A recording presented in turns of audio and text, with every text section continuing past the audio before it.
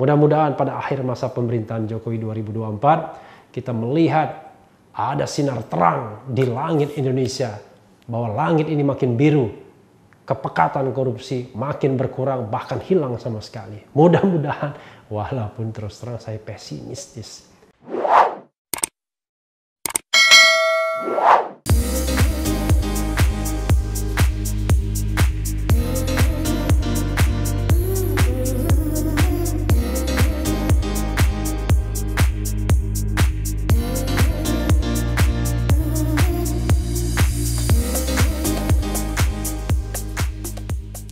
Assalamualaikum warahmatullahi wabarakatuh, Sobat RH sekalian. Jumpa lagi kita di channel yang keren ini, Keren Cadas.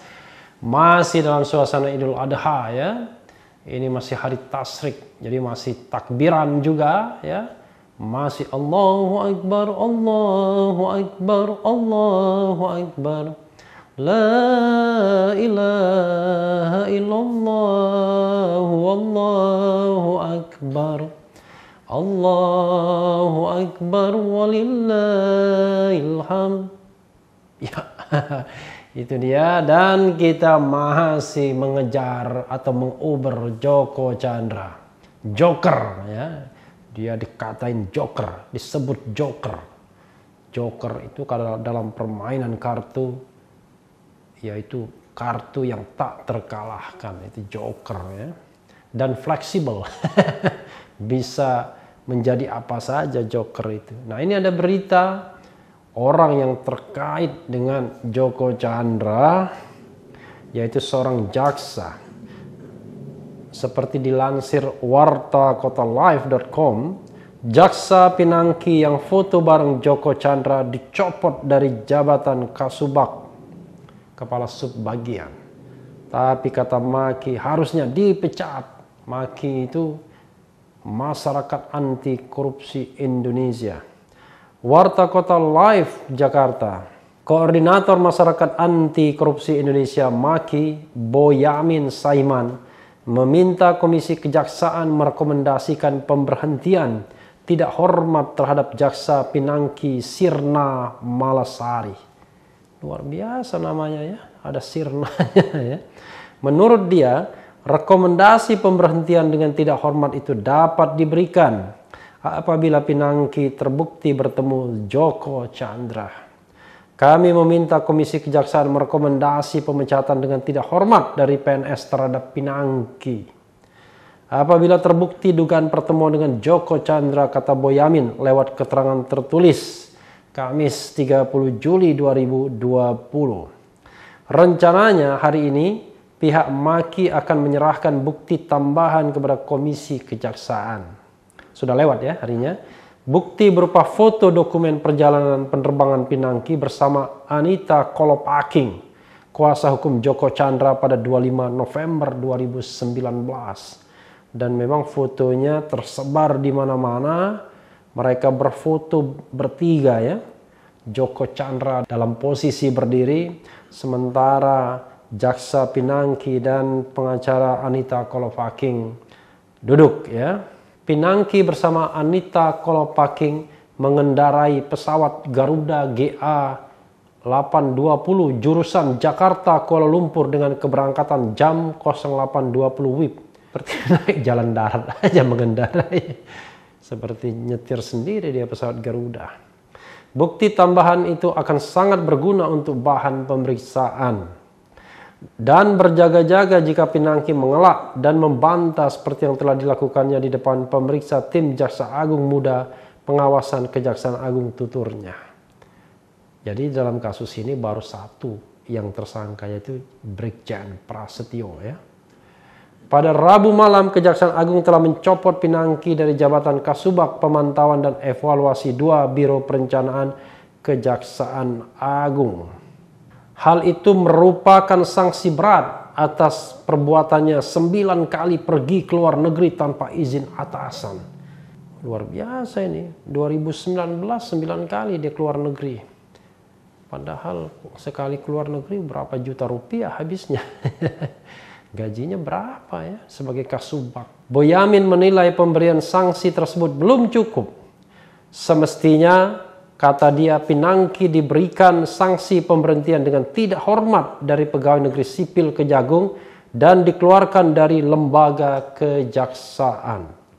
Pinangki selama pemeriksaan diduga berbelit, mengelak dan tidak mengakui perbuatan, serta melakukan upaya perlawanan balik terhadap pemeriksa Kejagung.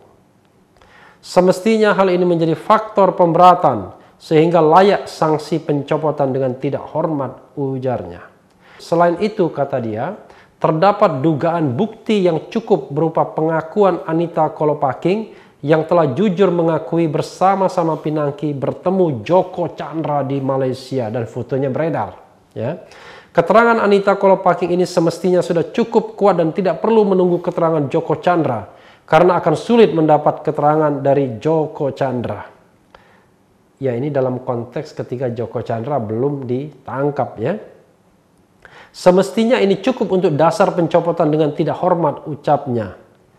Bahkan sanksi pencopotan bisa diberikan hanya semata-mata didasarkan 9 kali pergi ke luar negeri tanpa izin atasan, tanpa perlu dikaitkan dengan dugaan bertemu Joko Chandra di Malaysia. Kejagung berdalih belum memeriksa Joko Chandra untuk mengabaikan dugaan pertemuan Pinangki dengan Joko Chandra.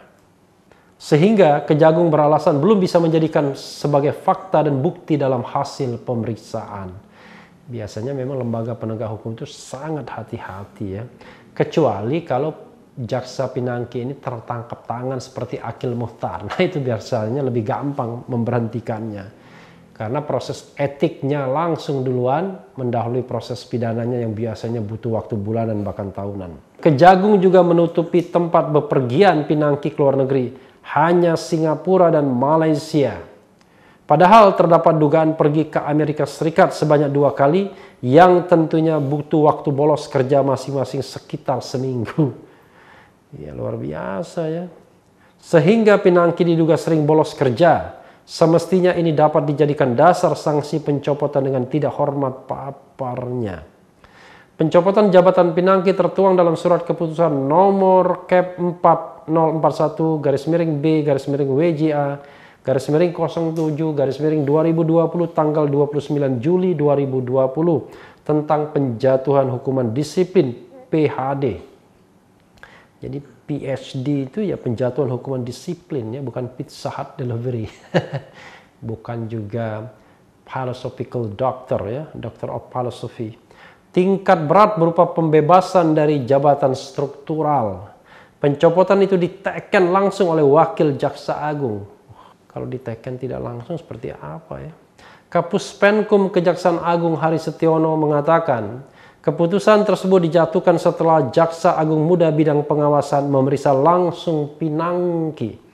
Ternyata telah ditemukan adanya bukti permulaan pelanggaran disiplin oleh terlapor Dr. Pinangki Sirna Malasari. Ternyata sudah doktor ya. Sehingga ditingkatkan pemeriksaannya menjadi inspeksi kasus, kata Hari kepada wartawan Kamis 30 Juli 2020. Berdasarkan informasi dari Kejagung, Pinangki merupakan seorang jaksa madya yang kini menjabat sebagai Kepala Subbagian Pemantauan dan Evaluasi 2 pada Biro Perencanaan Jaksa Agung Muda Pembinaan. Hari mengatakan, Pinangki juga terbukti melakukan perjalanan ke luar negeri sebanyak 9 kali tanpa izin dalam kurun waktu tahun 2019. Luar biasa ya, 9 kali. Waktu tahunnya 12, berarti hampir tiap bulan dia pergi ke luar negeri. Terbukti melakukan pelanggaran disiplin pegawai negeri sipil, yaitu telah melakukan perjalanan ke luar negeri tanpa mendapat izin tertulis dari pimpinan sebanyak 9 kali dalam tahun 2019 jelasnya. Atas dasar itu, pemberian sanksi terhadap yang bersangkutan dinilai setimpal dengan berbagai pelanggaran yang dilakukan oleh Pinangki. Apalagi pelanggaran terakhir, Pinangki sempat bertemu buronan korupsi Joko Chandra. Ini fatal ya. Bagaimana mungkin seorang penegak hukum yang harusnya mengeksekusi mereka yang sudah dinyatakan inkrah vonisnya, lalu malah foto-foto. Kok bisa ya foto-foto ya? Maksudnya dia tidak paham apakah itu kan nanti jadi barang bukti, riskan. Tapi ya sepandai-pandainya tupai melompat kan akhirnya jatuh juga ya. Untuk menegakkan disiplin perlu menjatuhkan hukuman disiplin yang setimpal dengan pelanggaran disiplin yang dilakukannya, bebernya. Di sisi lain, Hari enggan membeberkan secara rinci terkait alasan banyaknya Pinangki melakukan perjalanan ke luar negeri. Namun berdasarkan hasil pemeriksaan, Pinangki ke luar negeri menggunakan biaya pribadi. Luar biasa, biaya pribadi banyak juga uangnya ya. Motif kami tidak bisa sampaikan apakah dia berobat atau jalan-jalan. Tapi bagi pemeriksa mendapatkan bukti yang bersangkutan tanpa izin itu sudah merupakan pelanggaran disiplin paparnya. Ya sebenarnya sobat era sekalian, kalau kita bicara korupsi di lingkaran penegak hukum itu seperti fenomena gunung es. Terlihat kecil di atasnya, tapi di bawahnya berakar besar sekali. Nah ini yang sebenarnya tidak diadres dari masa ke masa, termasuk di Kejaksaan Agung. Jadi sebenarnya saya berharap Jaksa Agung ST Burhanuddin mau memulai pekerjaan berat ini. Karena memang ya, kalau kita kaitkan misalnya pergi ke luar negeri 9 kali. Ya sederhana saja. Kita lihat profil pendapatannya berapa, lalu ada nggak sumber lain. Tapi biasanya mereka-mereka yang melakukan tindak pidana korupsi, menerima suap dalam proses hukum gitu ya, itu biasanya memang membuat usaha untuk money laundering. Usahanya biasa-biasa saja, tapi bisa dijadikan tempat money laundering.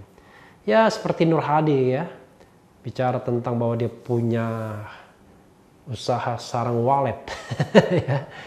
Ya, jadi waktu itu sekretaris Mahkamah Agung Nur Hadi yang buronan dan akhirnya tertangkap juga. Harun Masiku yang belum tertangkap. Jadi 9 kali keluar negeri, biaya sendiri, itu sudah mencurigakan. Lebih bermasalah lagi, ada foto yang beredar dan sekarang belum dibantah bahwa foto itu adalah foto yang tidak asli misalnya. Beliau, ya Jaksa Pinangki, foto sama Joko Chandra dan pengacaranya Anita Kolopaking di Malaysia. Luar biasa ya hal-hal seperti ini. Jadi kalau memang ini terbukti firm pernah berfoto seperti itu, ya harus diberhentikan. Karena begini, yang namanya hukuman kesalahan etik itu bisa mendahului yang sifatnya kesalahan pidana. Karena kalau kita menunggu hukuman pidana, vonis pidananya berkekuatan hukum tetap, ya lama, bisa bulanan, bisa tahunan. Itulah sebabnya misalnya kode etik, pelanggaran kode etik bisa memberikan hukuman terlebih dulu. Tapi tentu bukan hukuman kurungan atau penjara, tapi hukumannya adalah maksimal pemberhentian dengan tidak hormat. Itu terjadi pada Akil Muhtar. Akil Muhtar kita tahu tertangkap tangan pada tanggal 2 Oktober 2013 ketika menerima suap dari bupati incumbent yang menang lagi, yaitu Bupati Gunung Mas di Kalimantan Tengah sana, dan tertangkap tangan oleh KPK. Tidak beberapa lama dibuat Majelis Kehormatan Hakim, dan Majelis Kehormatan Hakim akhirnya memberhentikan dengan tidak hormat Akil Muhtar.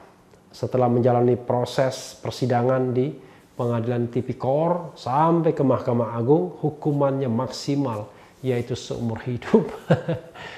Ya mudah-mudahan Akil Muhtar sadar ya, berbuat jauh lebih baik dalam masa penahanannya sampai kita tidak tahu usia orang kan. Tetapi jangan sampai penjara-penjara lembaga pemasyarakatan justru membuat orang tidak kapok ya. Nah ini kembali kepada Jaksa Pinangki ini, ya harusnya bisa juga menjadi entry point untuk membersihkan lingkungan Kejaksaan Agung. Tapi sekali lagi memang kalau kita mau bersih-bersih, effortnya memang harus luar biasa. Pasti banyak musuhnya ya. Dan musuh itu bisa menerkam balik diri kita. Karena itu kalau pucuk pimpinannya clear misalnya, nggak ada masalah. Dia bisa gigit, istilah Presiden Jokowi kan gigit ketika bicara tentang mau menggigit koruptor ya. Jadi tidak ada masalah. Tapi kalau dia part of problem, maka memang berat ya. Kita harus bisa membersihkan lembaga kita kalau kita clear. Tapi kalau kita part of problem, ya agak berat. Nah, saya berharap ST Burhanuddin punya waktu yang jelas karena masa jabatannya masih panjang kalau dipertahankan Presiden Jokowi ya, sampai 2024. walaupun Jaksa Agung bukan bagian dari kabinet, tapi masa jabatannya itu berakhir ketika kabinet berakhir, ya. Itu putusan MK yang pernah dibacakan. Panjang waktunya dibandingkan Kapolri. Harusnya banyak yang bisa dilakukan oleh ST Burhanuddin untuk membersihkan lingkungan kejaksaan yang dipercaya banyak orang masih kotor. Ini mohon maaf, frankly speaking, ya. Mudah-mudahan tidak salah, dan rasanya tidak salah. Jadi kasus seperti Jaksa Pinangki ini, kalau kita lihat profil antara pendapatan dan kemampuan finansialnya, ya saya kira bukan 1-2 jaksa saja.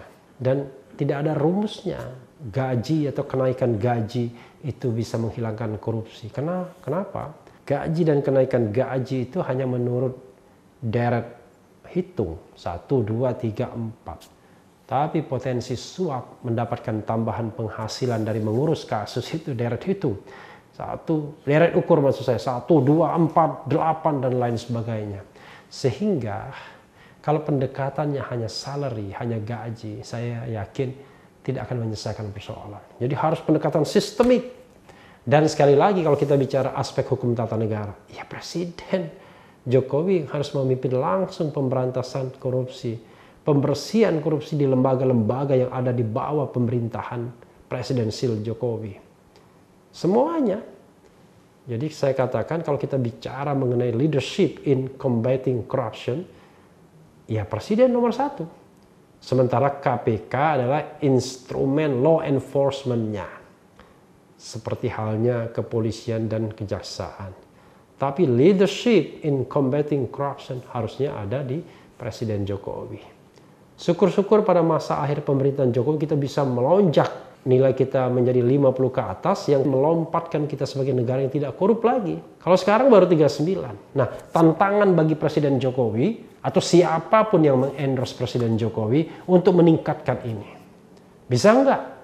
Sampai akhir masa pemerintahan, indeks persepsi korupsi Indonesia di atas 50. Kalau bisa di atas 50 baru hebat pemerintahan ini. Tapi kalau tidak bisa, masih nyungsep sebagai negara korup, ya berat kita untuk gagah untuk mengatakan bahwa berhasil pemberantasan korupsi di Indonesia pada era kepemimpinan atau era presiden tertentu. Jadi jangan salahkan kalau kita pesimistis. Jangan salahkan kalau banyak orang yang masih mengkritik. Jadi mengkritik itu bukan karena kita tidak menghargai kerja pemimpin, tapi justru karena kita ingin pemimpin berbuat lebih baik dan lebih baik lagi untuk bangsa ini. Dan kita sebagai rakyat, sebagai orang yang berhak atas pelayanan dari pemerintah, salah satunya adalah kebersihan birokrasi, kebersihan aparat penegak hukum, apa saja urusan perizinan dan lain sebagainya, berharap bahwa pemerintah sungguh-sungguh melakukan pemberantasan korupsi.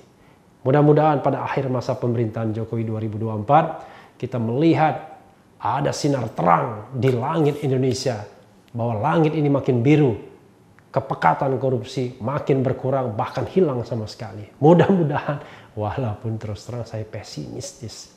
Gak apa-apa kan pesimis ya, kan biasanya untuk mengalahkan orang pesimis, buktikan dengan kinerja sederhana, dan orang yang pesimis akan takluk dengan sendirinya. Nah, itu Sobat RH sekalian, soal Jaksa Pinangki yang banyak sekali keluar negerinya ya, luar biasa.